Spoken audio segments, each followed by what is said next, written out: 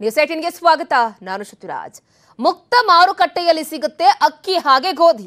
ಬರೋಬ್ಬರಿ 4 ಲಕ್ಷ ಟನ್ ಗೋಧಿ ಹಾಗೆ 5 ಲಕ್ಷ ಟನ್ ಅಕ್ಕಿ ಮಾರಾಟ ಮಾಡಲಿಕ್ಕೆ ಅಂತ ಹೇಳಿ ಕೇಂದ್ರ ಇದೀಗ ನಿರ್ಧಾರವನ್ನ ಮಾಡಿದೆ. ಮುಕ್ತ ಮಾರುಕಟ್ಟೆಯಲ್ಲಿ ಅಕ್ಕಿ ಗೋಧಿಯ ಹರಾಜು ಪ್ರಕ್ರಿಯೆ ನಡೆಯುತ್ತೆ.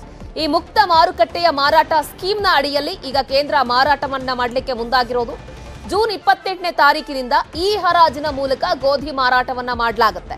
ಜೂನ್ 28 ಇದೇ ತಿಂಗಳು ಅಂದ್ರೆ 2 ದಿನ ಬಿಟ್ಕೊಂಡು ನಾಡಿದ್ದು ಈ ಹರಾಜು ಪ್ರಕ್ರಿಯೆ ನಡೆಯುತ್ತೆ, ಅದು ಗೋಧಿಗೆ. ಅದಾದ ಮೇಲೆ ಜುಲೈ 5ನೇ ತಾರೀಕು ಈ ಹರಾಜಿನ ಮೂಲಕ ಅಕ್ಕಿಯನ್ನ ಮಾರಾಟ ಮಾಡ್ತಾರೆ. ಈ ಹರಾಜಿನಲ್ಲಿ ಪಾಲ್ಗೊಳ್ಳೋದಕ್ಕೆ ರಾಜ್ಯ ಸರ್ಕಾರಗಳಿಗೆ ಮಾತ್ರ ಅವಕಾಶ ಇಲ್ಲ. ಸೊ ಜೂನ್ 28ರಂದು ಈ ಹರಾಜು ಮೂಲಕ ಗೋಧಿ ಮಾರಾಟ ಮಾಡ್ತಾರೆ. ಅದಾದ್ಮೇಲೆ ಜುಲೈ 5ನೇ ತಾರೀಕು ಅಕ್ಕಿ ಮಾರಾಟವನ್ನ ಮಾಡ್ತಾರೆ. ಆದ್ರೆ ತಮಗೇನಾದ್ರೂ ಬೇಕು ಅಂತ ಹೇಳಿ ಆ ಬಿಡ್ನಲ್ಲಿ ಪಾಲ್ಗೊಳ್ಳಿಕ್ಕೆ ಅಂತ ಹೇಳಿದ್ರೆ ರಾಜ್ಯ ಸರ್ಕಾರಗಳಿಗೆ ಮಾತ್ರ ಅನುವಿಲ್ಲ. ಸೊ ಪ್ರತಿ ಬಿಡ್ಗೂ ಕೂಡ 100 ಟನ್ ಮಾತ್ರ ಲಿಮಿಟ್ ಅಂತ ಕೇಂದ್ರ ಈಗಾಗಲೇ ಹೇಳಿದೆ. ಕೆಲವೊಂದಿಷ್ಟು ಕಂಡೀಷನ್ಗಳನ್ನ ಕೂಡ ಅಪ್ಲೈ ಮಾಡೋದ್ರ ಮುಖಾಂತರ ಈ ಹರಾಜು ಪ್ರಕ್ರಿಯೆಯನ್ನು ನಡೆಸ್ತಾ ಇದೆ. ಈಗಾಗಲೇ ಒಂದು ಕಡೆ ಅನ್ನಭಾಗ್ಯ ಯೋಜನೆಗೆ ಅಕ್ಕಿಗಾಗಿ ಪರದಾಟವನ್ನ ನಡೆಸ್ತಾ ಇದ್ದಾರೆ. ಮತ್ತೊಂದು ಕಡೆ ಕೇಂದ್ರ ಸರ್ಕಾರ ಈಗ ಈ ಹರಾಜು ಪ್ರಕ್ರಿಯೆಗೆ ಮುಂದಾಗಿದೆ.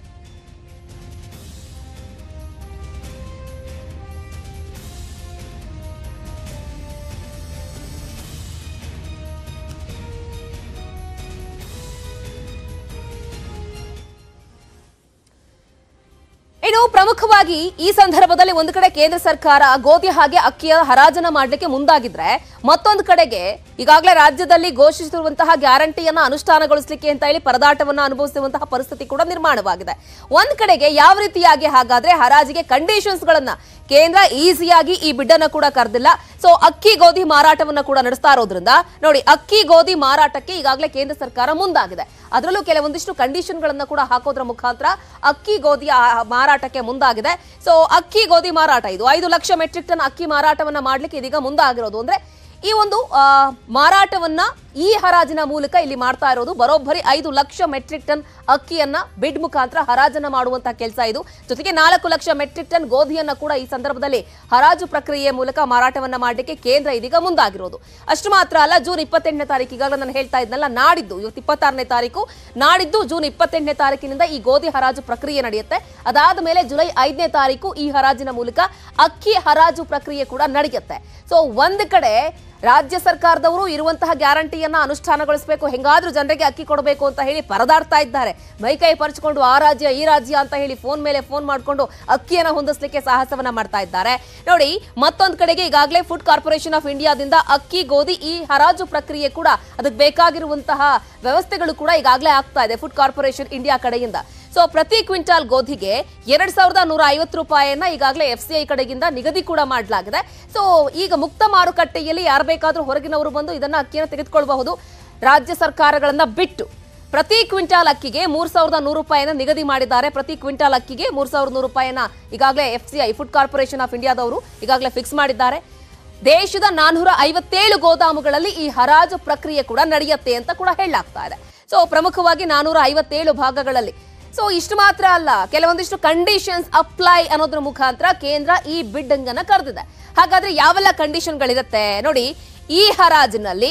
ಸೊ ಯಾರೆಲ್ಲ ಪಾಲ್ಗೊಳ್ಳಬಹುದು, ಈ ಹರಾಜಿನಲ್ಲಿ ಮಾತ್ರ ಪಾಲ್ಗೊಳ್ಳಬಹುದು, ಡೈರೆಕ್ಟ್ ಆಗಿ ಹೋಗಿ ಮಾಡ್ತೀವಿ ಅಂತ ಅಲ್ಲ. ಸೊ ಕೇವಲ ಈ ಹರಾಜಿನ ಮುಖಾಂತರ, ಸೊ ಮುಕ್ತ ಮಾರುಕಟ್ಟೆಯಲ್ಲಿ ಯಾರು ಬೇಕಾದ್ರೂ ಈ ಹರಾಜಿನ ಮೂಲಕ ಅಕ್ಕಿ ಗೋಧಿಯನ್ನ ನೀವು ಪಡ್ಕೊಳ್ಬಹುದು. ಪ್ರತಿ ಬಿಡ್ಗೆ ಗರಿಷ್ಠ 100 ಮೆಟ್ರಿಕ್ ಟನ್ ಅನ್ನ ನಿಗದಿ ಮಾಡಿದ್ದಾರೆ. ಸೊ ಒಬ್ರು ಪ್ರತಿ ಬಿಡ್ಗೆ ಏನಾದ್ರೂ ಕರೆದ್ರೆ ಗರಿಷ್ಠ 100 ಮೆಟ್ರಿಕ್ ಟನ್ ಅಷ್ಟೇ ಅವರಿಗೆ ನಿಗದಿಯಾಗುತ್ತೆ. ಜೊತೆಗೆ ಸರ್ಕಾರವೇ ನೇರವಾಗಿ ಹರಾಜಿನಲ್ಲಿ ಭಾಗಿಯಾಗೋದಕ್ಕೆ ಅಸಾಧ್ಯ. ಸೊ ಹಂಗಾಗಿದ್ರೆ ರಾಜ್ಯ ಸರ್ಕಾರ ಹೇಳ್ತಾ ಇತ್ತಲ್ಲ, ನಾವು ದುಡ್ಡು ಕೊಡ್ತೀವಿ, ಕೊಡ್ರಿ ಅಂದ್ರೂ ಕೂಡ ಕೊಡ್ತಿಲ್ಲ ಅಂತ ಹೇಳಿ. ಸೊ ರಾಜ್ಯ ಸರ್ಕಾರಗಳಿಗೆ ನೇರವಾಗಿ ಭಾಗಿಯಾಗಲಿಕ್ಕೆ ಈ ಹರಾಜಿನಲ್ಲಿ ಸಾಧ್ಯ ಇಲ್ಲ. ಸ್ಥಳೀಯ ವ್ಯಾಪಾರಿಗಳಿಗೆ ಮಾತ್ರ ಈ ಹರಾಜಿನಲ್ಲಿ ಭಾಗಿಯಾಗೋದಕ್ಕೆ ಅವಕಾಶ ಇರುತ್ತೆ. ಸೊ ಮತ್ತೊಂದು ಕಡೆಗೆ ಇಲ್ಲಿ FSSAI ಲೈಸೆನ್ಸ್ ಹೊಂದಿರುವಂತವರಿಗೆ ಮಾತ್ರ ಅವಕಾಶ. Food safety standard authority of India licence ಅನ್ನು ಯಾರು ಹೊಂದಿರ್ತಾರಲ್ಲ, ಸೊ ಅಂತವರಿಗೆ ಮಾತ್ರ ಅವಕಾಶ ಅಂತ ಕೂಡ ಹೇಳಲಾಗ್ತಾ ಇದೆ. ಸ್ಥಳೀಯ ವ್ಯಾಪಾರಿಗಳ GST ಮ್ಯಾಪಿಂಗ್ ಕೂಡ ಆಗತ್ತೆ ಈ ಸಂದರ್ಭದಲ್ಲಿ. ಜೊತೆಗೆ ದಾಸ್ತಾನು ಬಿಡುಗಡೆಗೂ ಮುನ್ನ ರಾಜ್ಯದ GST ನೋಂದಣಿ ಮ್ಯಾಪಿಂಗ್ ಆಗುತ್ತೆ. ಸೊ ಇಲ್ಲಿರುವಂತಹ ಸ್ಥಳೀಯವಾಗಿ ಯಾರೆಲ್ಲ ಕೊಂಡ್ಕೊಳ್ಬಹುದು ಅಂತವ್ರು ಮಾತ್ರ ಅವಕಾಶ ಇರುತ್ತೆ. ಅದಕ್ಕೂ ಕೂಡ ಕೆಲವೊಂದಿಷ್ಟು ಕಂಡೀಷನ್ಸ್ ಗಳನ್ನ ಅಪ್ಲೈ ಮಾಡೋದ್ರ ಮುಖಾಂತರ ಕೇಂದ್ರ ಈ ಹರಾಜಿನ ಮುಖಾಂತರ ಅಕ್ಕಿ ಹಾಗೆ ಗೋಧಿಯನ್ನ ಇಲ್ಲಿ ಹರಾಜು ಮಾಡಲಿಕ್ಕೆ ಅಂತ ಹೇಳಿ ಈಗಾಗಲೇ ಫುಡ್ ಕಾರ್ಪೊರೇಷನ್ ಆಫ್ ಇಂಡಿಯಾಗೆ ಈಗಾಗಲೇ ಜವಾಬ್ದಾರಿಯನ್ನ ಕೂಡ ವಹಿಸಿದೆ. ಹಾಗಾಗಿ ಜೂನ್ 28ನೇ ತಾರೀಕು ಈ ಒಂದು ಹರಾಜಿನ ಪ್ರಕ್ರಿಯೆ ಕೂಡ ನಡೆಯುತ್ತೆ. ಬನ್ನಿ ಈ ಬಗ್ಗೆ ಮತ್ತಷ್ಟು ಮಾಹಿತಿಯನ್ನು ಕೊಡ್ತಾರೆ ನಮ್ಮ ಔಟ್ಪುಟ್ ಎಡಿಟರ್ ಮಧು ಜಾಯ್ನ್ ಆಗ್ತಾ ಇದ್ದಾರೆ ದೂರವಾಣಿ ಸಂಪರ್ಕದ ಮೂಲಕ. ಮಧು, ಪ್ರಮುಖವಾಗಿ ಒಂದು ಕಡೆ ರಾಜ್ಯ ಸರ್ಕಾರದ ವಿಚಾರಕ್ಕೆ ನೋಡೋದಾದ್ರೆ ಅನ್ನಭಾಗ್ಯವನ್ನ ಹೇಗಾದ್ರೂ ಮಾಡಿ ನಾವು ಜನರಿಗೆ ತಲುಪಿಸಬೇಕು ಅಂತ ಹೇಳಿ ಮೈಕೈ ಪರ್ಚ್ಕೊಂಡು ಆ ರಾಜ್ಯ ಈ ರಾಜ್ಯ ಅಂತ ಹೇಳಿ ಮೇಲಿಂದ ಮೇಲೆ ಓಡಾಡ್ತಾ ಇದ್ದಾರೆ. ಮತ್ತೊಂದು ಕಡೆ ಕೇಂದ್ರ ಸರ್ಕಾರ ಈಸಿಯಾಗಿ ಮುಕ್ತ ಮಾರುಕಟ್ಟೆಯಲ್ಲಿ ಅಕ್ಕಿ ಹರಾಜಿನ ಪ್ರಕ್ರಿಯೆಗೆ ಮುಂದಾಗಿದೆ. ಏನು ಹೇಳ್ತೀರಿ ಈ ಬೆಳವಣಿಗೆಗೆ? ಜೊತೆಗೆ ಕೆಲವೊಂದಿಷ್ಟು ಅಪ್ಲೈಗಳನ್ನ ಕೂಡ ಅವರು ಕಂಡೀಷನ್ಗಳನ್ನ ಕೂಡ ಅಪ್ಲೈ ಮಾಡಬೇಕು ಅಂತ ಹೇಳ್ತಿದ್ದಾರೆ. ಒಟ್ಟಾರೆ ಹೇಳೋದಾದ್ರೆ ಏನ್ ಹೇಳ್ತೀರಿ? ಶ್ರುತಿ, ಆಡಳಿತಾತ್ಮಕವಾಗಿ ನೋಡೋದಾದ್ರೆ ಇದನ್ನ ಈಸಿಯಾಗಿ ಈ ರೀತಿ ಮಾಡ್ತಾ ಇದೆ ಅಂತ ಹೇಳಕ್ಕಾಗಲ್ಲ. ಈ ರೀತಿ ಈಸಿ ಇಲ್ಲ. ಇವತ್ತಿನ ಪರಿಸ್ಥಿತಿ ಏನು ದೇಶದಲ್ಲಿ ಬೆಲೆ ಏರಿಕೆ ನಿಯಂತ್ರಣ ಮಾಡ್ಬೇಕಿದೆ. ಆ ಕಾರಣಕ್ಕೆ ಈ ಒಂದು ಏನು ಮ್ಯಾಪಿಂಗ್ ಅನ್ನ ಮಾಡ್ಲಾಗ್ತಾ ಇದೆ. ದಾಸ್ತಾನ್ ಇದ್ರು ಕೂಡ ಈಗಾಗ್ಲೇ ಏನು ರಾಜ್ಯ ಸರ್ಕಾರ ಅನ್ನಭಾಗ್ಯಕ್ಕೋಸ್ಕರ ಏನು ಸರ್ಕಸ್ ಮಾಡ್ತಾ ಇದೆ. ಆ ಸರ್ಕಸ್ ಮಾಡುವಂತ ಹಂತದಲ್ಲಿ ಪ್ರಮುಖವಾಗಿ ರಾಜ್ಯ ಸರ್ಕಾರ ಹೇಳ್ತಾ ಇರುವಂತದ್ದು ಒಂದೇ ಮಾತು, ಇಲ್ಲಿ ಲಕ್ಷ ಏನು ಮೆಟ್ರಿಕ್ ಟನ್ ಕೊಳಿತಾ ಬಿದ್ದಿದೆ, ಯಾಕೆ ನಮ್ಗೆ ಕೊಡ್ತಾ ಇಲ್ಲ? ನಾವೇನ್ ಸುಮ್ನೆ ಏನು ತಗೋತಾ ಇಲ್ಲ, ಬಿಟ್ಟಿ ಕೇಳ್ತಾ ಇಲ್ಲ, ದುಡ್ಡು ಕೊಡ್ತೀವಿ 32 ರೂಪಾಯಿ ಆದ್ರೂ ಕೊಡ್ತಾ ಇಲ್ಲ ಅನ್ನುವಂತ ಒಂದು ರಾಜಕೀಯ ಪ್ರೇರಿತ ರಾಜಕೀಯ ಬಣ್ಣ ಇರುವಂತಹ ಆರೋಪಗಳು ಈ ಒಂದು ಸಾಂದರ್ಭಿಕವಾಗಿ ನಡೀತಾ ಇದೆ. ಯಾಕಂದ್ರೆ ಪ್ರಾಮಿಸ್ ಮಾಡಿದ ಕಾಂಗ್ರೆಸ್ ಕೊಡಬೇಕಾದಂತ ಒತ್ತಡ ಇದೆ. ಈ ಹಿನ್ನೆಲೆಯಲ್ಲಿ ಏನು ರಾಜಕೀಯವಾಗಿ ಸ್ಟೇಟ್ಮೆಂಟ್ಗಳು ಬರುವಂತದ್ದು ಸಹಜ. ಆದ್ರೆ ಕೇಂದ್ರ ಸರ್ಕಾರ ಅದಕ್ಕೆ ಈಗಾಗಲೇ ಸ್ಪಷ್ಟನೆ ಏನ್ ಕೊಟ್ಟಿದೆ, ನಾವೆಲ್ಲ ಮಾಧ್ಯಮಗಳಲ್ಲಿ ತೋರಿಸಿದೀವಿ. ತುರ್ತು ಸಂದರ್ಭಗಳಲ್ಲಿ ಅಂದ್ರೆ ಬೆಲೆ ಏರಿಕೆ ನಿಯಂತ್ರಣ ಮಾಡಬೇಕಾದಂತ ಅನಿವಾರ್ಯತೆ ಸಂದರ್ಭದಲ್ಲಿ ನಾವು ಈ ದಾಸ್ತಾನನ್ನ ಇಟ್ಕೊಂಡಿದೀವಿ ಅಂತ ಒಂದು ಮಾತನ್ನ ಹೇಳ್ತಾ ಬಂದಿದೆ, ಸ್ಪಷ್ಟನೆಯನ್ನ ಕೊಡ್ತಾ ಬಂದಿದೆ. ಆ ಸ್ಪಷ್ಟನೆಗೆ ಪೂರಕ ಸಂದರ್ಭ ಕೂಡ ಬಂದಿದೆ ಅಂತ ಇವಾಗ ಈಗ ನೋಡಿ, ನಾವೇ ಮಾಧ್ಯಮಗಳಲ್ಲಿ ವರದಿ ಮಾಡಿದೀವಿ. ಏನು ಕೆಜಿ ಅಕ್ಕಿಗೆ 50, 55 ಇಷ್ಟೆಲ್ಲ ಏನು ಏರಿಕೆ ಆಗ್ತಾ ಇದೆ ಅನ್ನುವಂತ ಒಂದು ವಿಚಾರಗಳನ್ನ ವರದಿ ಮಾಡಿದೀವಿ. ಏನು ರಾ ರೈಸ್ ಒಂದು 55 ಇದೆ, ಸೋನಾ ಮಸೂರಿ 55, ಬುಲೆಟ್ ರೈಸ್ ಎಲ್ಲ 72 ರೂಪಾಯಿವರೆಗೂ ಹೋಗಿದೆ ಅಂತ.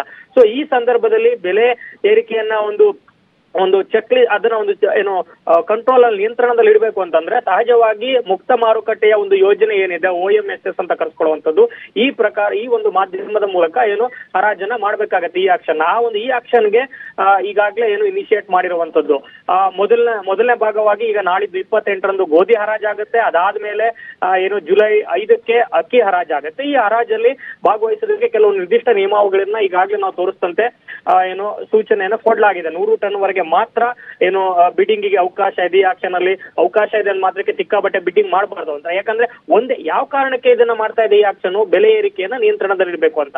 100 ಟನ್ ಅನ್ನೋಂತ ಒಂದು ಮಿತಿಯನ್ನ ಹೇರದೆ ಎಷ್ಟಾದ್ರೂ ಅಲ್ಲಿ ಏನು ಖರೀದಿ ಮಾಡಬಹುದು ಅನ್ನೋ ಒಂದು ಪರಿಸ್ಥಿತಿ ಏನಾದ್ರು ಬಂದ್ರೆ ಮತ್ತೆ ಅಗೇನ್ ಅದು ಅಲ್ಲಿಗೆ ಎಲ್ಲ ಒಂದು ಕಡೆ ಹೋಗಿ ದಾಸ್ತಾನ ಆಗುವಂತದ್ದು. FCI ಇಂದ ಏನು ಫುಡ್ ಕಾರ್ಪೊರೇಷನ್ ಆಫ್ ಇಂಡಿಯಾದ ಏನು ದಾಸ್ತಾನಿಂದ ಹಿಡಿದು ಮತ್ತೆ ಖಾಸಗಿಗೆ ಹೋಗಿ ದಾಸ್ತಾನ ಆಗುತ್ತೆ. ಸೊ ಆ ಹಿನ್ನೆಲೆಯಲ್ಲಿ ಆಗಬಾರ್ದು ಅನ್ನೋ ಕಾರಣಕ್ಕೆ 100 ಟನ್ ವರೆಗೆ ಒಂದು ಏನು ಗರಿಷ್ಠ ಏನು ಮಿತಿಯನ್ನ ಹೇರಲಾಗಿದೆ. ಜೊತೆಗೆ ರಾಜ್ಯ ಸರ್ಕಾರಗಳಿಗೆ ವಿಶೇಷವಾಗಿ ಇಲ್ಲಿ ಏನು ಅವಕಾಶ ಇಲ್ಲ ಅಂತ ಹೇಳಿರುವಂತದ್ದು. ಅನ್ನಭಾಗ್ಯದ ಜಟಾಪಟಿ ನಡೀತಾ ಇರುವಂತ ರಾಜಕೀಯ ಪ್ರತಿವಾದಗಳು ನಡೀತಾ ಇರುವಂತ ಸಂದರ್ಭದಲ್ಲೇ ರಾಜ್ಯಗಳಿಗೆ ಅವಕಾಶ ಕೊಡದೇ ಇರುವಂತದ್ದಕ್ಕೆ ಕಾರಣ ಅಂತ ಹುಡುಕ್ತಾ ಹೋದ್ರೆ ಅಗೇನ್ ಕೇಂದ್ರ ಸರ್ಕಾರ ಕೊಡುವಂತದ್ದು ಇದು ಖಾಸಗಿ ಮಾರುಕಟ್ಟೆಯ ಮೂಲಕ ಹಣದುಬ್ಬರವನ್ನ ನಿಯಂತ್ರಣ ಮಾಡಬೇಕು, ಬೆಲೆ ಏರಿಕೆಯನ್ನ ನಿಯಂತ್ರಣ ಮಾಡಬೇಕು ಅನ್ನೋ ಕಾರಣಕ್ಕೆ ಇದನ್ನ ಮಾಡ್ತಾ ಇರೋದ್ರಿಂದ ಮತ್ತೆ ಯಾವುದೇ ರಾಜ್ಯ ಸರ್ಕಾರದ ಸ್ಕೀಮ್ಗಳಿಗೆ ಅನುಗುಣವಾಗಿ ಇದು ಆಗಬಾರ್ದು ಅನ್ನೋ ಒಂದು ಹಿನ್ನೆಲೆಯಲ್ಲಿ ಒಂದು ವಿಶೇಷವಾದಂತ ಒಂದು ಲೆಕ್ಕಾಚಾರವನ್ನ ಹಾಕಿರುವಂತದ್ದು. ಹಾಗಾದ್ರೆ ನಮ್ಮ ರಾಜ್ಯ ಸರ್ಕಾರಕ್ಕೆ ಬೇಕಿರುವಂತದ್ದು 2.25 ಲಕ್ಷ ಮೆಟ್ರಿಕ್ ಟನ್ ಬೇಕಿದೆ. ಹಂಗ 100 ಟನ್ ಗರಿಷ್ಠ ಹಾಕಿದ್ಮೇಲೆ ರಾಜ್ಯ ಸರ್ಕಾರ ಭಾಗವಹಿಸಬಾರದು ಅಂತ ಯಾಕೆ ಅಂತ ಪ್ರಶ್ನೆ ಬಂದ್ರೆ ಅಗೇನ್ ಅಲ್ಲೊಂದು ಸೂಕ್ಷ್ಮ ಕಾಣಬಹುದು. ಈಗ ಕಾಂಗ್ರೆಸ್ ಬೆಂಬಲಿತ ಅಥವಾ ಕಾಂಗ್ರೆಸ್ ಆಡಳಿತವಂತ ರಾಜ್ಯಗಳೆಲ್ಲ ಖರೀದಿ ಮಾಡಿನೂ ಕೂಡ ಒಂದಷ್ಟು ಮ್ಯಾನೇಜ್ ಮಾಡುವಂತ ಅವಕಾಶ ಬರಬಹುದು. ಸೊ ಅಗೇನ್ ಅದು ಮೂಲ ಉದ್ದೇಶ ಏನಿದೆ, ದಾಸ್ತಾನು ಮತ್ತು ಬೆಲೆ ನಿಯಂತ್ರಣ ಎರಡರ ನಡುವಿನ ಪೂರಕ ಹೊಂದಾಣಿಕೆ ಅದಾಗದೆ ಅಂತ ಸಂದರ್ಭ ಸೃಷ್ಟಿಯಾಗಬಹುದು ಅನ್ನೋ ಕಾರಣಕ್ಕೆ ಈ ರೀತಿ ಒಂದು ಏನಾದ್ರೂ ವ್ಯವಸ್ಥೆಯನ್ನ ರಾಜ್ಯ ಸರ್ಕಾರ ಹಾಕದೇ ಇರುವಂತದ್ದು. ಜೊತೆಗೆ ಒಂದು ನಿರ್ದಿಷ್ಟ ರಾಜ್ಯದಲ್ಲಿ ಖರೀದಿಗೆ ಈ ಆಕ್ಷನ್ಗೆ ಏನು ಬಿಡ್ಡರ್ಸ್ ಬರ್ತಾರೆ, ಆಕ್ಷನ್ ಅಲ್ಲಿ ಬರುವಂತವ್ರು ಆ ವ್ಯಾಪಾರಿಗಳ ಮೇಲೆ GST ಟ್ರ್ಯಾಕ್ ಕೂಡ ನಡೀತಾ ಇದೆ. ಅಂದ್ರೆ ಒಂದೇ ರಾಜ್ಯದ ಹಲವಾರು ವ್ಯಾಪಾರಿಗಳು ಕೂಡ ಖರೀದಿ ಮಾಡಿದ್ರು ಕೂಡ ಹೇಗೇನದು ಒಂದು ರಾಜಕೀಯವಾಗಿಯೂ ಕೂಡ ಬಳಕೆ ಆಗಬಹುದು ಮತ್ತು ಮಾರುಕಟ್ಟೆಯ ಮೇಲೂ ಕೂಡ ದುಷ್ಪರಿಣಾಮ ಬೀರ್ಬೋದು ಅನ್ನೋ ಕಾರಣಕ್ಕೆ ಈ ಒಂದು ಅಂಶವನ್ನ ಉಲ್ಲೇಖ ಮಾಡಿರ್ಬೋದು. ಸೊ ಈ ಎಲ್ಲಾ ಹಿನ್ನೆಲೆಯಲ್ಲಿ ಈಗಾಗಲೇ 60 ಕೋಟಿ ಜನರನ್ನ ಹೊರಗಿಟ್ಟು 80 ಕೋಟಿ ಜನರಿಗೆ ಕೇಂದ್ರ ಸರ್ಕಾರ ಉಚಿತವಾಗಿ ಆಹಾರ ಧಾನ್ಯವನ್ನ 5 kg ಕೊಡ್ತಾ ಇದೆ. ಉಳಿದಿರುವಂತ 60 ಕೋಟಿ ಜನರು ಮಧ್ಯಮ ವರ್ಗ ಅವರು ಖಾಸಗಿಯಾಗಿ ಪಡಿತರ ವ್ಯವಸ್ಥೆಯಿಂದ ಹೊರಗಿರುವಂತವ್ರು ಸ್ವಂತ ಖರ್ಚು ಮಾಡಿ ಪಡಿತರ ವ್ಯವಸ್ಥೆಯನ್ನು ಮಾಡ್ಕೊಳ್ಳುವಂತ ಜನರಿಗೆ ಬೆಲೆ ಏರಿಕೆಯ ಬಿಸಿ ಬೀಳಬಾರದು ಮತ್ತು ಅದು ಮತ್ತಷ್ಟು ವ್ಯತಿರಿಕ್ತ ಪರಿಣಾಮಗಳಿಗೆ ಅಸಹನೆಗಳಿಗೆ ದಾರಿ ಮಾಡ್ಕೊಡ್ಬಾರ್ದು ಅನ್ನೋ ಕಾರಣಕ್ಕೆ ಈ ಆಕ್ಷನ್ ಅನ್ನ ಇನಿಷಿಯೇಟ್ ಮಾಡಿರುವಂತದ್ದು. ಆ ಮೂಲಕ ನಮ್ಮ ಹತ್ತಿರ ಇಷ್ಟು ಲಕ್ಷ ಮೆಟ್ರಿಕ್ ಟನ್ ಇರುವಂತ ದಾಸ್ತಾನಿಗೆ ಕಾರಣ ಏನು, ಆ ದಾಸ್ತಾನು ಇಟ್ಕೊಂಡಿದ್ದಂತ ಸಂದರ್ಭ ಯಾವುದು, ಅದನ್ನ ಈಗ ನಾವು ವಾಪಸ್ ಬಿಡುಗಡೆ ಮಾಡ್ತಾ ಇರೋಂತ ಸಂದರ್ಭ ಯಾವುದು ಅನ್ನುವಂಥದ್ದನ್ನು ಕೂಡ ಸೂಚ್ಯವಾಗಿ ಹೇಳ್ತಾ ಇದೆ FCI. ಶ್ರುತಿ. ಓಕೆ, ಮತ್ತು ಥ್ಯಾಂಕ್ ಯು ತಮ್ಮೆಲ್ಲ ಕಂಪ್ಲೀಟ್ ಡೀಟೇಲ್ಡ್ ಮಾಹಿತಿಗೆ. ಇನ್ನು ಅಕ್ಕಿ ವಿಚಾರಕ್ಕೆ ಡಿಸಿಎಂ ಡಿಕೆಶಿ ಮಾತನಾಡಿದ್ದು, ಒಂದೇ ದಿನದಲ್ಲಿ ಅಕ್ಕಿ ಬೆಳೆಯೋಕ್ಕಾಗತ್ತೇನ್ರಿ ಅಂತ ಪ್ರಶ್ನೆ ಮಾಡಿದ್ರು. ಸಚಿವ ಸಂತೋಷ್ ಲಾಡ್ ಅವರು ಮಾತನಾಡಿದ್ರು, 10 ಕೆಜಿ ಅಕ್ಕಿಯನ್ನ ಕೊಡ್ತೀವಿ ಅಂದ್ರು. ಇನ್ನು ಕೇಂದ್ರ ಸಚಿವ ಪ್ರಹ್ಲಾದ್ ಜೋಶಿ ಅವರು ಮಾತನಾಡಿದ್ರು, ಬರೀ ಮಾತನಾಡೋದಲ್ಲ, ಕೇಂದ್ರ ಸರ್ಕಾರದ ಅಕ್ಕಿಯನ್ನು ಹೊರತುಪಡಿಸಿ ಎಷ್ಟು ಅಕ್ಕಿ ನೀವು ಕೊಡ್ತೀರಿ ಹೇಳಿ ಅಂತ ಹೇಳಿ ಸಿದ್ದರಾಮಯ್ಯನವರು ಸ್ಪಷ್ಟಪಡಿಸಬೇಕು ಅಂತ ಆಗ್ರಹಿಸಿದ್ರು. ಅಕ್ಕಿ ಬೆಳೆಯೋದು, ಭತ್ತ ಬೆಳೆಯೋದು ಒಂದೇ ದಿನಕ್ಕೆ ಬೆಳೆಯೋಕ್ಕಾಯ್ತಿತ್ತಾ? ಸರ್ಕಾರದವ್ರಿಗೆ ನೀವು ಕೊಡ್ರಪ್ಪ, ನಿಮ್ಮಲ್ಲಿ ಅವಕಾಶ ಇದೆ, ನೀವು ಪ್ರೊಕ್ಯೂರ್ ಮಾಡೋಂಥ ಅವಕಾಶ ಇದೆ ಅಂತ ಕೇಳಿದ್ದೀವಿ. ಅವರು ಅದಕ್ಕೆ ಮಾಡ್ತಾ ಇಲ್ಲ. ಪ್ರಮಾಣ ವಚನ ತೆಗೆದುಕೊಂಡೋಗಿ ಸಿದ್ದರಾಮಯ್ಯನವರು ಫಸ್ಟ್ ಕ್ಯಾಬಿನೆಟ್ನಲ್ಲೇ ಅನ್ನಭಾಗ್ಯನ ಘೋಷಣೆ ಮಾಡಿದ್ರು. ಅವರು ಅನುಮೋದ ಕೇಂದ್ರ ಸರ್ಕಾರ ಕೊಡ್ತಾ ಇದೆ ಅಂತ ಹೇಳ್ಕೊಂಡು ನಾಚಿಕೆ ಪಡೆದ ಕಾನೂನು ತೆಗೆದುಕೊಂಡು ಬಂದಿದ್ದು ಕಾಂಗ್ರೆಸ್ ಸರ್ಕಾರ. ಅನ್ನಭಾಗ್ಯಕ್ಕೆ, ಹಕ್ಕಿಗೆ ಫುಡ್ ಅನ್ನು ಕೊಡಬೇಕು ಅಂತ ಇದನ್ನ ನಾವು ಮುಂದುವರಿಸ್ತೇವೆ. 5 ಕೆಜಿಯಿಂದ 10 ಕೆಜಿ ಆಹಾರ ಧಾನ್ಯ ಕೊಡ್ತೀವಿ ಅಂತ ಹೇಳಿದ್ದೇವೆ, ಕೊಡ್ತೇವೆ. ಇವ್ರೇನ್ ಅಗಲಲ್ಲ ನರೇಂದ್ರ ಮೋದಿ ಅವ್ರ ಅಕ್ಕಿ ಅಂತ ಹೇಳ್ತಾರೆ. ನರೇಂದ್ರ ಮೋದಿ ಅವ್ರ ಅಕ್ಕಿ ಅಲ್ಲ, UPA2 ಅಕ್ಕಿ ಅದು. UPA2 ನಲ್ಲಿ ನಾವು ಅಧಿಕಾರದಿದ್ದಲ್ಲಿ ಆಹಾರ ಭದ್ರತೆ ಕಾನೂನು ತರೋದ್ರ ಮುಖಾಂತರ ಇಡೀ ಭಾರತ ದೇಶದಲ್ಲಿ 5 ಕೆಜಿ ಅಕ್ಕಿ ಫ್ರೀ ಆಗಿ ಕೊಡ್ತಿದ್ವಿ. 1,10,000 ಕೋಟಿ ನಿಗದಿಪಡಿಸಿ ಈ 5 ಕೆಜಿ ಅಕ್ಕಿ ನರೇಂದ್ರ ಮೋದಿ ಅವ್ರು ಏನ್ ಕೊಡ್ತಾ ಇದೆ ಅಂತ ನರೇಂದ್ರ ಮೋದಿ ಅವ್ರ ಅಕ್ಕಿ ಅಲ್ಲ, UPA ಸರ್ಕಾರದ ಅಕ್ಕಿ ಅದು. ನರೇಂದ್ರ ಮೋದಿ ಅವ್ರ ಅಕ್ಕಿ ಅಲ್ಲ. ನಾವು ಸರ್ಕಾರದಲ್ಲಿ ಇದ್ದಂತ ಸಂದರ್ಭದಲ್ಲಿ UPA2 ನಲ್ಲಿ ಕಾನೂನು ತಂದಿರತಕ್ಕಂಥದ್ದು. ನಾವು 10 ಕೆಜಿ ಅಕ್ಕಿ ಕೊಡ್ತೀವಿ ಅಂತ ಹೇಳಿರ್ತೀವಿ. ಕೇಂದ್ರ ಸರ್ಕಾರದ 5 ಕೆಜಿ ನಾವು ಮಾಡಿರ್ತಕ್ಕಂಥ ಕೇಂದ್ರ ಸರ್ಕಾರದಲ್ಲಿ ಇದ್ದಂತ 5 ಕೆಜಿ ಅಕ್ಕಿ ಜೊತೆಗೆ ನಮ್ಮ ರಾಜ್ಯ ಸರ್ಕಾರ ಸೇರಿ 5 ಕೆಜಿ ಅಕ್ಕಿ ಕೊಡ್ತೀವಿ ಅಂತ ಹೇಳಿದೀವಿ. 10 ಕೆಜಿ ಕೊಡ್ಬೇಕಂತ ನಾವೇನಿದೀವಿ ಅದಕ್ಕೆ ಬದ್ಧರಾಗಿದ್ದೀವಿ, ಕೊಡ್ತೀವಿ 10 ಕೆಜಿ ಅಕ್ಕಿನ. ನಾವು 5 ಕೆಜಿ ನಾವು ಕೊಡ್ತಾ ಇದ್ದೀವಿ. ಅವ್ರೇನ್ ಹೇಳ್ತಾ ಇದ್ದಾರೆ, 10 ಕೆಜಿ ನಾವು ಜುಲೈ 1ನೇ ತಾರೀಕಿನಿಂದ ಆಗಸ್ಟ್ 1ನೇ ತಾರೀಕಿನಿಂದ ದಿವಸ ಹೇಳ್ತಾ ಇದ್ದಾರೆ. ಆಲ್ರೆಡಿ 5 ಕೆಜಿ ನಾವು ಕೊಡ್ತಾ ಇದ್ದೀವಿ. ಸಿದ್ದರಾಮಯ್ಯನವರು, ಕಾಂಗ್ರೆಸ್ ಸರ್ಕಾರ, DK ಶಿವಕುಮಾರ್ ಸ್ಪಷ್ಟಪಡಿಸ್ತೀವಿ. ಕೇಂದ್ರ ಕೊಡ್ತಿರೋ ಬಿಟ್ಟು 5 ಕೆಜಿ ಕೊಡ್ತೀರಾ ಅಥವಾ 10 ಕೆಜಿ ಕೊಡ್ತೀರಾ ಅಥವಾ ನಮ್ಮ ಜೊತೆಗೆ 5 ಕೆಜಿ ಕೊಡ್ತೀರಾ? Let them clarify that. This is my first question to them. Antyodaya card ಹೋಲ್ಡರ್ಸ್ಗೆ 35 ಕೆಜಿ ಅಕ್ಕಿಯನ್ನು ನಾವು ಕೊಡ್ತಾ ಇದ್ದೀವಿ. ಅಂದರೆ ಇವನ್ ಕಾಂಗ್ರೆಸ್ ಸರ್ಕಾರ ಅವರು ಲೆಕ್ಕ ಹೇಳೋ ಪ್ರಕಾರ ಅವ್ರ ಲೆಕ್ಕದಲ್ಲಿ ಇದೆ, ಅಂತ್ಯೋದಯದವರಿಗೆ 4 ಜನ ಇದ್ದಾರೆ ಮನೆಯಲ್ಲಿ, ಇನ್ನು 5 ಕೆಜಿ ಹಾಕಿ 10 ಕೆಜಿ ಕೊಡೋರು. ಅಂದರೆ ನಮ್ಮದು 35 ಕೆಜಿ, ಅವ್ರದ್ದು 5 ಕೆಜಿ, ಇವರು ಅನ್ನಭಾಗ್ಯ ಕೊಡೋರು ಇವರು. This is the approach of the Congress party. 5 KG ಕೇಂದ್ರ ಕೊಡ್ತಾ ಇದೆ, ಇನ್ನು 5 ಕೆಜಿ ಕೇಂದ್ರ ಕೊಡಲಿ ಅಂತ ಒಮ್ಮೆ ಕೇಳಿಲ್ಲ ಅವರು. 10 ಕೆಜಿ ಕೊಡೋದಕ್ಕೆ ಅಡ್ಡಗಾಲ ಹಾಕ್ತಾ ಇದ್ದಾರೆ. ಮಲೆನಾಡಲ್ಲಿ ಇನ್ನೂ ಕೂಡ ಮಳೆ ಆಗಿಲ್ಲ. ತುಂಗಭದ್ರಾ ನದಿಯಲ್ಲಿ ನೀರಿಲ್ಲ. ಒಂದ್ ಕಡೆ ದಾವಣಗೆರೆ, ಹರಿಹರಕ್ಕೆ ನೀರಿನ ಸಮಸ್ಯೆ ಈಗಾಗಲೇ ಎದುರಾಗಿದೆ. ಈ ಹೊನ್ನಾಳಿ, ನ್ಯಾಮತಿ ಭಾಗದಲ್ಲಿ ಕುಡಿಯುವ ನೀರಿಗೆ ಅಭಾವ ಸೃಷ್ಟಿಯಾಗಿದೆ. ಮರಳಿನ ಚೀಲವನ್ನ ಅಡ್ಡ ಹಾಕೋದ್ರ ಮುಖಾಂತರ ಕುಡಿಯುವ ನೀರಿಗೆ ಬೇರೆ ಬೇರೆ ವ್ಯವಸ್ಥೆಗಳನ್ನ ಮಾಡುವಂತಹ ಕೆಲಸಗಳನ್ನ ಮಾಡ್ತಾ ಇದ್ದಾರೆ ಆ ಭಾಗದಲ್ಲಿ. ನೋಡಿ, ಒಂದು ಕಡೆ ಮುಂಗಾರು ಲೇಟ್ ಆಗಿ ಬಂದ್ರು, ಅಟ್ಲೀಸ್ಟ್ ಸರಿಯಾಗಿ ಮಳೆ ಆಗುತ್ತೆ ಅಂತ ಲೆಕ್ಕಾಚಾರದಲ್ಲಿದ್ರು. ಆದ್ರೂ ಕೂಡ ಈ ಮಲೆನಾಡು ಭಾಗದಲ್ಲಿ ಇದುವರೆಗೂ ಕೂಡ ಸರಿಯಾಗಿ ಮಳೆ ಆಗ್ತಾನೆ ಇಲ್ಲ. ತುಂಗಭದ್ರಾ ನದಿ ಒಂದ್ ಕಡೆ ಸಂಪೂರ್ಣವಾಗಿ ಖಾಲಿ ಆಗ್ತಾ ಬರ್ತಾ ಇದೆ. ದಾವಣಗೆರೆ, ಹರಿಹರದಲ್ಲಿ ನೀರಿನ ಪ್ರಾಬ್ಲಮ್ಗಳು ಶುರುವಾಗಿದೆ. ಈ ಹೊನ್ನಾಳಿ, ನ್ಯಾಮತಿ ಭಾಗದಲ್ಲಿ ಕುಡಿಯೋ ನೀರಿಗೆ ಅಭಾವ ಎದುರಾಗಿದೆ. ಮರಳಿನ ಚೀಲವನ್ನ ಅಡ್ಡ ಹಾಕೋದ್ರ ಮುಖಾಂತರ ಅಲ್ಲಿ 15 ದಿನಕ್ಕೊಮ್ಮೆ ಕುಡಿಯುವ ನೀರಿನ ವ್ಯವಸ್ಥೆಯನ್ನು ಮಾಡ್ಕೊಳ್ತಾ ಇದ್ದಾರೆ. ಇನ್ನು ತುಂಗಭದ್ರಾ ಜಾಕ್ವೆಲ್ಗಳಲ್ಲಿ ಪಂಪ್ ಮಾಡೋದಕ್ಕೆ ನೀರೇ ಸಿಗ್ತಾ ಇಲ್ಲ. 47 ಕಡೆ ಬೋರ್ವೆಲ್ಗಳನ್ನ ಕೊರೆಸುವಂತಹ ಕಾರ್ಯಗಳು ಆರಂಭ ಆಗಿದೆ. ಜನರಿಗೆ ನೀರಿನ ಸಮಸ್ಯೆ ಆಗದಂತೆ ನಾವು ಅಧಿಕಾರಿಗಳು ಕ್ರಮವನ್ನು ತೆಗೆದುಕೊಳ್ತೀವಿ ಅಂತ ಹೇಳಿ ಭರವಸೆಯನ್ನು ಕೂಡ ಕೊಟ್ಟಿದ್ದಾರೆ. ಆದರೆ ಇನ್ನೂ ಕೂಡ ಸರಿಯಾದ ಪ್ರಮಾಣದಲ್ಲಿ ಆಗಬೇಕಾಗಿದ್ದಂತಹ ಮಳೆ ನಿರೀಕ್ಷಿತ ಪ್ರಮಾಣದಲ್ಲಿ ಆಗ್ತಾನೇ ಇಲ್ಲ. ಕೆಲವೊಂದಿಷ್ಟು ಕಡೆ ಮಳೆ ಆದರೂ ಕೂಡ ಬೇರೆ ಬೇರೆ ಭಾಗಗಳಲ್ಲಿ ಇನ್ನೂ ಕೂಡ ಎಲ್ಲ ನದಿ, ಕೆರೆ, ಕಟ್ಟೆಗಳೆಲ್ಲ ಕೂಡ ಇನ್ನೂ ಖಾಲಿಯಾಗೇ ಇವೆ. ಯಾವಾಗಪ್ಪ ಮಳೆ ಬರುತ್ತೆ ಅಂತ ಹೇಳಿ ಪ್ರಮುಖವಾಗಿ ಉತ್ತರ ಕರ್ನಾಟಕ ಭಾಗದಲ್ಲಿ ಕತ್ತೆಗಳ ಮದುವೆ ಮಾಡೋದು, ಕಪ್ಪೆಗಳ ಮದುವೆ ಮಾಡೋದು, ಈ ರೀತಿಯಾಗಿ ದೇವರ ಮೊರೆ ಹೋಗ್ತಾ ಇದ್ದಾರೆ ಮಳೆರಾಯ ಬಾರಪ್ಪ ಅಂತ ಹೇಳಿ. ಸೊ ಪರಿಸ್ಥಿತಿ ಕುಡಿಯೋ ನೀರಿಗೂ ಕೂಡ ತತ್ವಾರ ಎದುರಾಗಿರುವಂತಹ ಸನ್ನಿವೇಶಗಳು ಉಂಟಾಗ್ತಾ ಇದೆ. 96 ಗ್ರಾಮಗಳಿದ್ದಾವೆ. ಅದರ ಪೈಕಿ 421 ಗ್ರಾಮಗಳು ನಮ್ಮ ಬಹುಗ್ರಾಮ ಕುಡಿಯುವ ನೀರಿನ ಯೋಜನೆ ಮೇಲೆ ಅವಲಂಬಿತವಾಗಿದ್ದಾವೆ. ಈ ಬಹುಗ್ರಾಮ ಕುಡಿಯುವ ನೀರಿನ ಯೋಜನೆಗಳು ನದಿಯ ಮೇಲೆ ಮತ್ತು ಕೆನಾಲ್ ನೀರಿನ ಮೇಲೆ ಅವಲಂಬಿತವಾಗಿದ್ದಾವೆ. ಇದರಲ್ಲಿ ಸುಮಾರು 5-6 ಬಹುಗ್ರಾಮ ಕುಡಿಯುವ ನೀರಿಗೆ ಸ್ವಲ್ಪ ಹೊನ್ನಾಳಿ ತಾಲೂಕಿನಲ್ಲಿ ಸಮಸ್ಯೆ ಆಗುವ ಲಕ್ಷಣಗಳಿದ್ದಾವೆ. ಯಾಕಂದರೆ ನದಿಯಲ್ಲಿ ನೀರು ಬತ್ತಿ ಹೋಗಿದೆ. ಆದಾಗ್ಯೂ ಕೂಡ ಈಗ ಸದ್ಯಕ್ಕೆ ದಾವಣಗೆರೆ ಜಿಲ್ಲೆಯಲ್ಲಿ ಯಾವುದೇ ಗ್ರಾಮದಲ್ಲೂ ಕೂಡ ಟ್ಯಾಂಕರ್ ಮೂಲಕ ನೀರನ್ನು ಸರಬರಾಜು ಮಾಡ್ತಾ ಇಲ್ಲ. ಈ 2 ಬಹುಗ್ರಾಮ ಕುಡಿಯುವ ನೀರಿನ ಮೇಲೆ ಅವಲಂಬಿತವಾಗಿರತಕ್ಕಂಥ 15 ಗ್ರಾಮಗಳಿಗೆ ಮುಂದಿನ 15 ದಿನಗಳ ನಂತರ ಸ್ವಲ್ಪ ಸಮಸ್ಯೆ ತಲೆದೋರಬಹುದು. ಅದಕ್ಕೆ ಈಗಾಗಲೇ ನಮಗೆ ಗ್ರಾಮೀಣಾಭಿವೃದ್ಧಿ ಮತ್ತು ಪಂಚಾಯತ್ ರಾಜ್ ಇಲಾಖೆಯಿಂದ ಸುಮಾರು 1 ಕೋಟಿ ಕಂಟಿಂಜೆನ್ಸಿ ಅನುದಾನವನ್ನು ನೀಡಿದರು. ಅದರಲ್ಲಿ 47 ಬೋರ್ವೆಲ್ಗಳನ್ನು ಕೊರೆಸುವ ಕೆಲಸ ಪ್ರಗತಿಯಲ್ಲಿದೆ. ಒಂದ್ ಕಡೆ ಮಳೆ ಬರ್ತಾ ಇಲ್ಲ, ರಾಜ್ಯಾದ್ಯಂತ ಬರಗಾಲದ ಸ್ಥಿತಿ ನಿರ್ಮಾಣ ಆಗಿದೆ. ಈಗ ನದಿ ಒಡಲಿನ ಅಪರೂಪದ ವಿಸ್ಮಯಗಳ ದರ್ಶನವಾಗ್ತಾ ಇದೆ. ನದಿ ನೀರಲ್ಲಿ ಮುಳುಗಡೆಯಾಗಿದ್ದಂತಹ ದೇವಸ್ಥಾನ, ಚರ್ಚ್, ಡ್ಯಾಂನ ದರ್ಶನ ಆಗ್ತಾ ಇದೆ. ಬಾಗಲಕೋಟೆಯ ಕೃಷ್ಣಾ ನದಿಯ ನೀರಿನಲ್ಲಿ ಮುಳುಗಡೆಯಾಗಿದ್ದಂತಹ ದೇವಾಲಯ ಈಗ ಗೋಚಾರ ಆಗಿದೆ. ನೀರು ಯಾವಾಗ ಖಾಲಿ ಆಯ್ತೋ ಆ ಖಾಲಿ ಆದ್ಮೇಲೆ ದೇವಸ್ಥಾನ ಕಾಣಿಸ್ಕೊಳ್ಳಿಕ್ ಶುರುವಾಯ್ತು. ಈಗ ಅಲ್ಲಿ ಹೋಗಿ ಪುರೋಹಿತರು ಪೂಜೆಯನ್ನು ಕೂಡ ಮಾಡೋದರ ಮುಖಾಂತರ ಎಲ್ಲರೂ ಕೂಡ ಭಕ್ತರು ಹೋಗ್ತಿದ್ದಾರೆ ದರ್ಶನವನ್ನ ಮಾಡ್ಲಿಕ್ಕೆ ಅಂತ ಹೇಳಿ. ಇನ್ನು ಮತ್ತೊಂದು ಕಡೆಗೆ ಸಾಗರದ ಶರಾವತಿಯ ಒಡಲು ಕೂಡ ಬರಿದಾಗಿದೆ. ಹಾಗಾಗಿ ಯಾವಾಗ ಶರಾವತಿಯ ಒಡಲು ಬರಿದಾಗತ್ತೋ ಹಿರೇಭಾಸ್ಕರ ಅಣೆಕಟ್ಟು ಆ ಸಂದರ್ಭದಲ್ಲಿ ಗೋಚಾರ ಆಗುತ್ತೆ. ಇನ್ನು ಪ್ರಮುಖವಾಗಿ ಹಾಸನ ಜಿಲ್ಲೆಯ ಶೆಟ್ಟಿಹಳ್ಳಿಯಲ್ಲಿ ಈ ತೇಲುವ ಚರ್ಚ್ ಅಂತಲೇ ಏನ್ ಪ್ರಸಿದ್ಧಿ ಪಡೆದುಕೊಂಡಿದೆಯಲ್ಲ, ಮುಳುಗುವ ಚರ್ಚ್ ಈಗ ಕಾಣಿಸ್ತಾ ಇದೆ. ಹೇಮಾವತಿ ನೀರು ಬರಿದಾದಾಗ ಮಾತ್ರ ಈ ಒಂದು ಮುಳುಗುವ ಚರ್ಚ್ ಕಾಣಸಿಗುತ್ತೆ. ನಾವು 3 ಭಾಗಗಳ 3 ವಿಸ್ಮಯಗಳು, ಅದರಲ್ಲೂ ನದಿಯಲ್ಲಿ ಕಾಣಿಸಿಕೊಳ್ಳುವಂತಹ ಸಂದರ್ಭದಲ್ಲಿ, ಅಂದ್ರೆ ನೀರೆಲ್ಲ ಖಾಲಿ ಆದ ಮೇಲೆ ಆ ಮಣಗುಡುವಂತಹ ಆ ಪ್ರದೇಶದಲ್ಲಿ ಕಾಣಿಸುವಂತಹ ದೇವಾಲಯ, ಚರ್ಚ್ ಹಾಗೆ ಸೇತುವೆಯನ್ನು ತೋರಿಸ್ತಾ ಇದ್ದೀವಿ. ಬೆಂಗಳೂರಲ್ಲಿ ನಮ್ಮ ಕ್ಲಿನಿಕ್ ಸಿಬ್ಬಂದಿ ನಿರ್ಲಕ್ಷ್ಯವನ್ನ ಮಾಡಿದ್ದಾರೆ ಅನ್ನೋ ಆರೋಪ ಕೇಳಿ ಬರ್ತಾ ಇದೆ. ನಿಗದಿ ಮಾಡಿರುವಂತಹ ಸಮಯಕ್ಕೆ ಸರಿಯಾಗಿ ನಮ್ಮ ಕ್ಲಿನಿಕ್ ಓಪನ್ ಆಗ್ತಾ ಇಲ್ಲ. ಬೆಂಗಳೂರಿನಲ್ಲಿ ಆರೋಗ್ಯದ ದೃಷ್ಟಿಯಿಂದ ಅಂತ ಹೇಳಿ ವಾರ್ಡ್ಗೊಂದು ಕ್ಲಿನಿಕ್ಗಳನ್ನ ನಮ್ಮ ಕ್ಲಿನಿಕ್ ವ್ಯವಸ್ಥೆಯನ್ನ ಮಾಡ್ತೀವಿ ಅಂತ ಹೇಳಿದ್ರು. ನಿಗದಿ ಮಾಡಿರುವಂತಹ ಸಮಯಕ್ಕೆ ನಮ್ಮ ಕ್ಲಿನಿಕ್ಗಳು ಓಪನ್ನೇ ಆಗ್ತಾ ಇಲ್ಲ. ಚಿಕಿತ್ಸೆಗೆ ಅಂತ ಹೇಳಿ ಜನ ಹೋದ್ರೆ ಅಲ್ಲಿ ಗಂಟೆಗಟ್ಟಲೆ ಕಾಯಬೇಕಾಗಿರುವಂತಹ ಪರಿಸ್ಥಿತಿ ಇದೆ. ಕ್ಲಿನಿಕ್ನ ಸಮಯವನ್ನ ಹೆಚ್ಚಳ ಮಾಡಬೇಕು ಅನ್ನೋ ಒತ್ತಾಯ ಕೂಡ ಕೇಳಿ ಬರ್ತಾ ಇದೆ. ಸಂಜೆ 5 ಗಂಟೆಯ ತನಕ ಕೂಡ ಕ್ಲಿನಿಕ್ ಅನ್ನ ಓಪನ್ ಮಾಡಬೇಕು ಅನ್ನೋ ಆಗ್ರಹ ಸಾರ್ವಜನಿಕರಿಂದ ಕೇಳಿ ಬರ್ತಾ ಇದೆ.